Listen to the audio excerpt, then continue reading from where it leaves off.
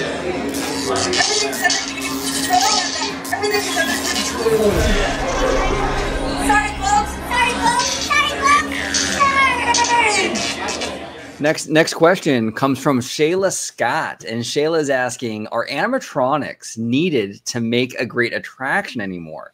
A small group of reviewers wanted at least a Groot on Cosmic Rewind, but from videos I've seen, I don't think the ride needs it. Shayla, this is a fascinating question. This is a really good question, Shayla. And this is like the age-old question amongst fans, right? No, I don't think an attraction is needed to make a great. I mean, I don't think an animatronic is needed to make a great attraction. I think Disney has the cool thing right now that we live in a time where Disney Imagineers have a lot of tools in their toolbox to work with. Animatronics, projection mapping, all kinds of technology. And I think that they should utilize certain tech based on the attraction they're trying to build. So you don't, not every attraction is going to need an animatronic. You don't want to just put an animatronic in a ride just for the sake of putting the animatronic in the ride. You know, I think you have to go case by case. I think there's many different ways you can approach these attractions utilizing technology. Some of them will need an animatronic. Some of them won't. Some might need a mix of both, and that's fine. But yeah, I've seen, look, I haven't been on Cosmic Rewind, but I've heard only good things about it. Okay.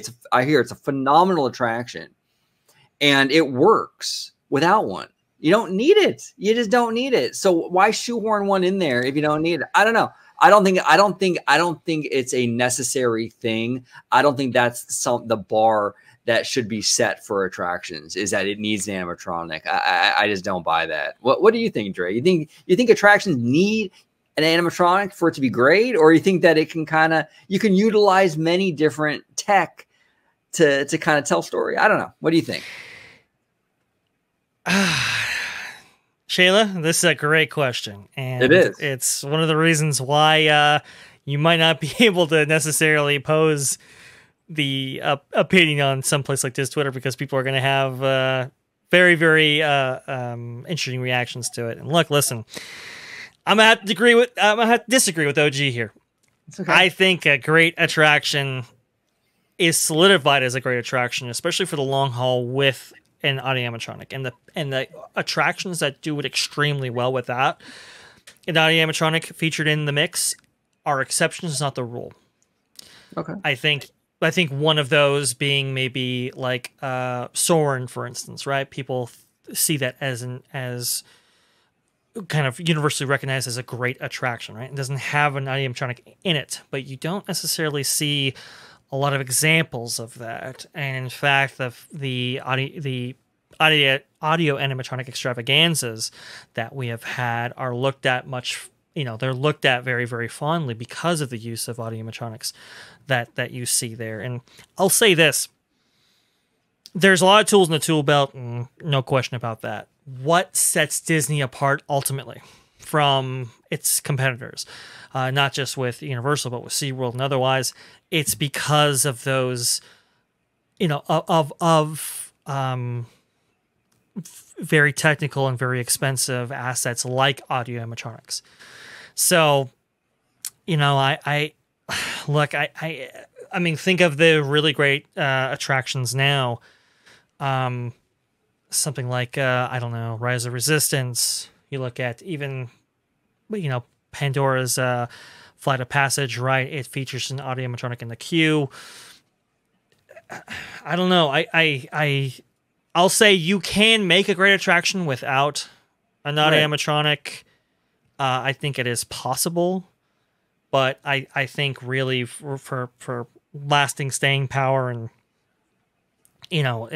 I think people are still they're still today mesmerized by a really good audio animatronic technology. I know, like Tower of Terror, now that it's Guardians of Galaxy Cosmic Rewind, Mission Breakout has. Oh, sorry, yeah, Guardians of the Galaxy Mission Breakout. Yeah, you're right. Sorry, getting confused here. You're right. Thank you, OG. I do appreciate it.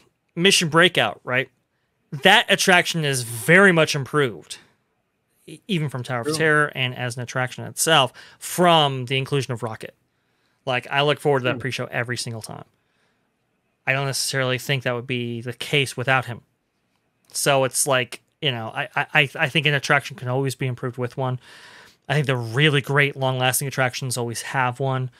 And not to say that it is, you know, impossible, but it's very, very rare. And in the instance of Cosmic Rewind, I'll say it's on the fine line there, but I think it would have done, man, I think it really would have solidified it as one of the best attractions that Disney's ever done, with maybe even a few animatronic characters. So that's kind of where I might disagree with OG. Look, animatronic extravaganzas, I mean, they went out with Epcot Center as a concept, unfortunately. They went big with that kind of stuff, and unfortunately the parks, visitors didn't necessarily resonate with that. And we've seen a change in the direction of the company ever since, and now we're seeing even less and less animatronic technology, you know, be included in its parks, and it's kind of sad in a way. Yeah, no, it's an art form. It's art. I love the animatronics. I do. I love it. And there's some iconic ones out there. Captain Rex and now DJ Rex is one of my favorites. I absolutely love that little droid. Love him.